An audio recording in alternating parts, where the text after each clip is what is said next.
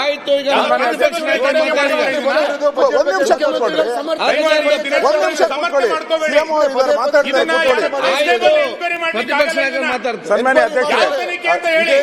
ಸನ್ಮಾನ್ಯ ಅಧ್ಯಕ್ಷರೇ,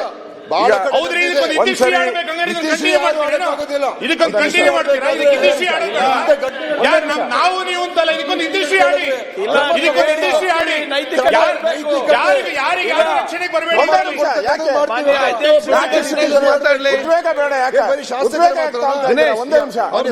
ಸನ್ಮಾನ್ಯ ಅಧ್ಯಕ್ಷರೇ, ನನಗೆ ಅವಕಾಶ ಕೊಟ್ಟಿದ್ದಾರೆ. ಚರ್ಚೆ ಮುಗಿದಿದೆ, ಉತ್ತರ ಕೊಟ್ಟಾಗಿದೆ. ಅದೇ ಮೇಲೆ ಚರ್ಚೆ ಮಾಡೋ ಅವಶ್ಯಕತೆ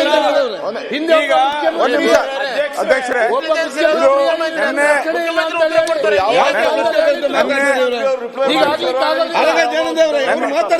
ಮಾತಾಡ್ತೀನಿ ಇವರು ನೆನ್ನೆ ಅಧ್ಯಕ್ಷರೇ, ನೆನ್ನೆ ಮುಖ್ಯಮಂತ್ರಿಗಳ ಜವಾಬ್ದಾರಿ. ಒಂದು ನಿಮಿಷ. ಮುಖ್ಯಮಂತ್ರಿಗಳು ಈ ರಾಜ್ಯಕ್ಕೆ ಯಾವ ರೀತಿ ಮುಖ್ಯಮಂತ್ರಿಗಳು, ಅದೇ ರೀತಿ ಅವರು ಇಡೀ ಕ್ಯಾಬಿನೆಟ್ಗೆ ನಾನು ಕ್ಯಾಬಿನೆಟ್ ಸಚಿವನಾಗಿದ್ದೀನಿ. ಇಡೀ ಕ್ಯಾಬಿನೆಟ್ಗೆ ಅವರೇ ಹೆಡ್ ಮಾಸ್ಟರ್ ಇದ್ದಂಗೆ. ಆ ಕ್ಯಾಬಿನೆಟ್ ಇಲ್ಲಿರೋ ಅಂತ ಸಚಿವರ ಒಂದು ಜವಾಬ್ದಾರಿ ಮುಖ್ಯಮಂತ್ರಿಗಳ ಮೇಲೆ ಇರ್ತದೆ. ಅವರ ಕಾಪಾಡುವಂಥದ್ದು ಕೂಡ ಮುಖ್ಯಮಂತ್ರಿಗಳ ಜವಾಬ್ದಾರಿ. ಒಬ್ಬ ಮುಖ್ಯಮಂತ್ರಿ, ಒಬ್ಬ ಸಚಿವರು, ರಾಜಣ್ಣ ಅವರು ಒಂದು ರೀತಿ ಅವರು ಆಚೆ ಹೇಳ್ಬೋದಾಯ್ತು. ಇನ್ನೊಬ್ರು ಯಾರೋ ಮಂತ್ರಿ ಹೇಳಿದ್ದಾರೆ ಹೋಗಿ ಕಂಪ್ಲೇಂಟ್ ಕೊಡ್ಲಿ ಅಂತ ಹೇಳಿದ್ದಾರೆ. ಆದ್ರೆ ಆ ಮಂತ್ರಿ ಸದನದಲ್ಲಿ ಬಂದು ಕಣ್ಣೀರ್ ಹಾಕ್ತಾರೆ, ಆತಂಕ ವ್ಯಕ್ತ ಮಾಡ್ತಾರೆ ಅಂತ ಹೇಳಿದ್ರೆ ಸಭಾಧ್ಯಕ್ಷರೇ, ಇದು ಯಾವ ಸ್ಥಿತಿಗೆ ನಾವಿದ್ದೀರಿ ಅಂತ ಹೇಳಿ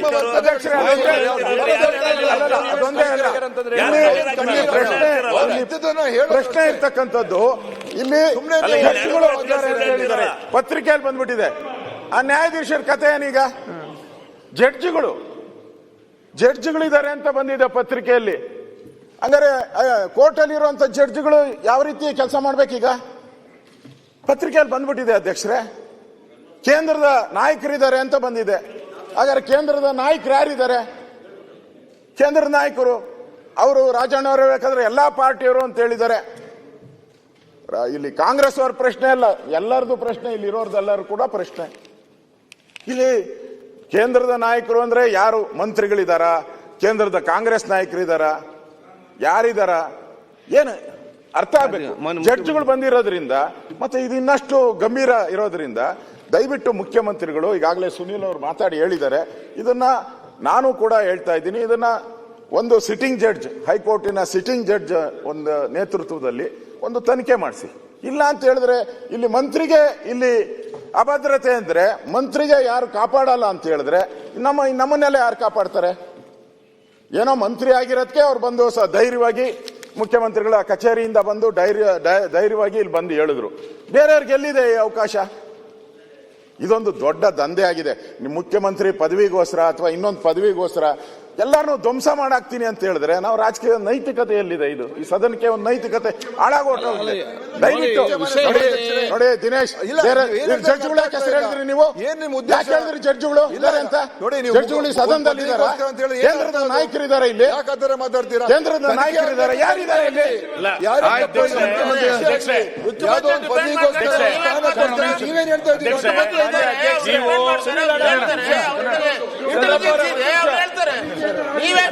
ಮುಖ್ಯಮಂತ್ರಿಗಳು ಇಲ್ವಾ? ನಾನೇನ್ ಹೇಳಿದ್ರೆ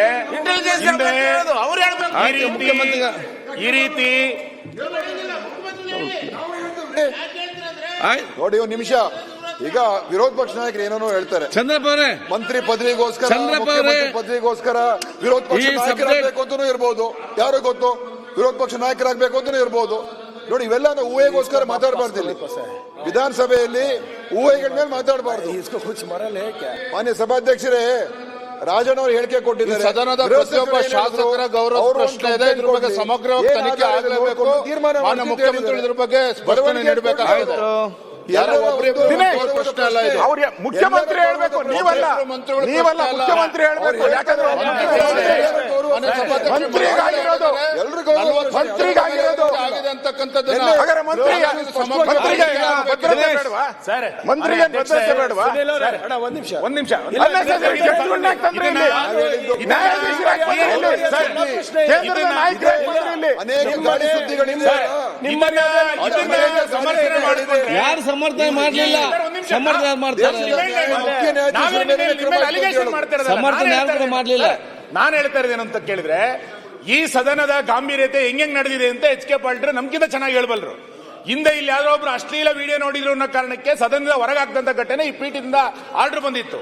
ಒಬ್ಬ ಸದನದ ಸಚಿವ ನನ್ನ ಮೇಲೆ ಹನಿ ಟ್ರ್ಯಾಪ್ ಆಗ್ತಿದೆ ಅಂತ ಹೇಳಿದಾಗ್ಲೂ ಕೂಡ ನಿಮ್ ಇಂಟೆಲಿಜೆನ್ಸ್ ಏನ್ ಮಾಡ್ತಿದ್ದಾಗಾರೆ? ಮುಖ್ಯಮಂತ್ರಿಗಳಿಂದ ಉತ್ತರ ನಿರೀಕ್ಷೆ ಮಾಡಿದೆ, ಬೇರೆ ಯಾರು? ಆಯ್ತು, ನೀವು ಸಮಾಧಾನ ಅದು ಯಾರ ಮೇಲೆ? ಯಾವ intelligence ಸಚಿವ ಸಂಪುಟದ ಸದಸ್ಯರ ಮೇಲೆ ಏನ್ ಮಾಡಕ್ ಹೊರಟಿದ್ದೀರಿ ನೀವು? ಮುಖ್ಯಮಂತ್ರಿ ಮಾತಾಡ್ತಾರೆ. ದಯಮಾಡಿ ನೀವು ನಾನು ಮುಖ್ಯಮಂತ್ರಿಗಳ ಬಜೆಟ್ ಮುಂಚೆ ಇದಕ್ಕೆ ಉತ್ತರ ಕೊಡಬೇಕು.